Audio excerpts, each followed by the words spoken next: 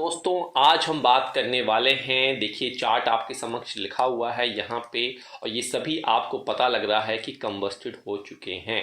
कंबस्टेड का मतलब क्या होता है कि जब सूर्य के समक्ष कोई प्लैनेट आ जाता है कुछ अंश पे तो वो डेफिनेटली कंबस्टेड हो जाता है। कंबस्टेड के ऊपर ही आज की अवस्था की हम बात करेंगे जिसे हम कहते हैं हिंदी में पीड़ित अवस्था और इंग्लिश में पीड़ित अवस्था। तो कहीं ना कहीं जब प्लैनेट सूर्य के समक्ष आ जाता है तो वो कहीं ना कहीं आपका पीड़ित कहलाता है। कहने का मतलब है कि मतलब मान लीजिए कोई पॉलिटिशियन है और आप एक इंसान कॉमन मैन है और आप मान लीजिए एक तरीके से उस पार्टी के लिए कार्य कर रहे हैं। तो अभी जब तक आप थे आप इंडिपेंडेंट थे, आप अपने हिसाब से कार्य करते। जैसे जैसे आप इस नेता के इस पॉलिटिकल पार्टी के करीब जाते रहते हैं तो आपके ऊपर जो दबाव आएगा वो पूरा का पूरा सुपीरियर का आएगा और कहीं ना कहीं आपकी बात कभी सुनी जाएगी कभी बात नहीं सुनी जाएगी। तो कह सकते हैं कि 80% जो इफेक्ट रहा आपके पॉलिटिकल पार्टी के लीडर का रहा, उनकी सर्वे सर्वा का रहा। ठीक इसी प्रकार से हम सूर्य की बात करते हैं। जब कोई प्लैनेट, मैं यहाँ पे लिस्ट बना दी है, आप यहाँ से देख सकते हैं कि किस डिग्री पे आने पे, सूर्य के कितने समीप आने पर प्लैनेट जो होता है पीड़ित कहलाता है। अब पीड़ित को मैं यहाँ से कह दूं कि कुंडली में जब भी ग्रह, मैंने आपको बताया है, सूर्य देव के सामने समीप आते हैं तो वो अस्त हो जाते हैं।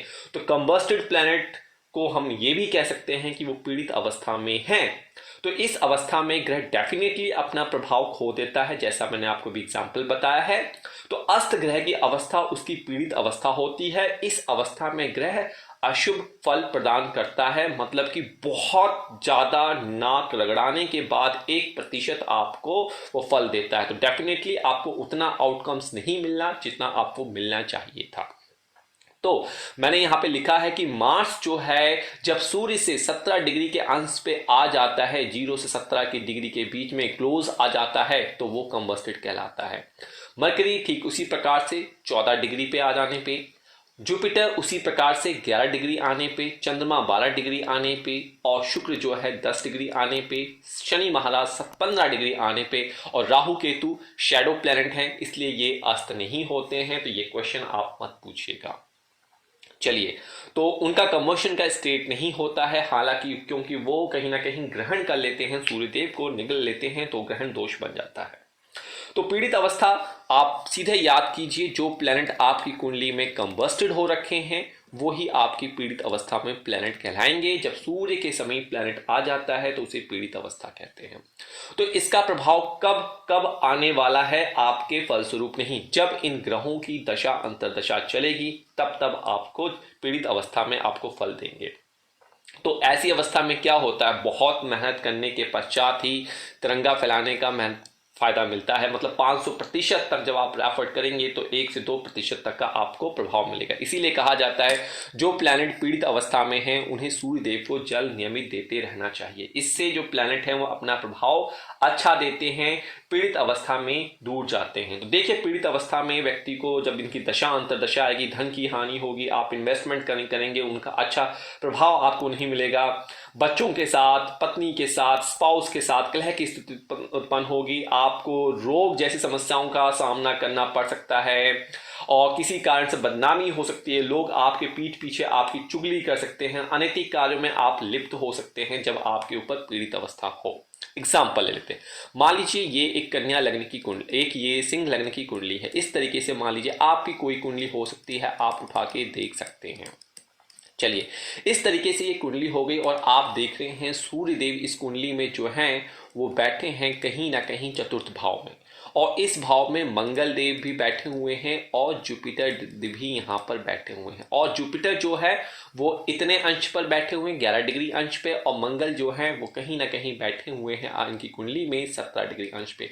तो ये दोनों के दोनों, क्योंकि देखिए यहाँ पे मंगल आके रुचक नाम का पंच महापुरुष योग बना रहे हैं, परंतु और बृहस्पति भी बैठ कर यहाँ पे योग बना रहे हैं, लेकिन ये दोनों यहाँ पे कमजोर कहला जाते हैं।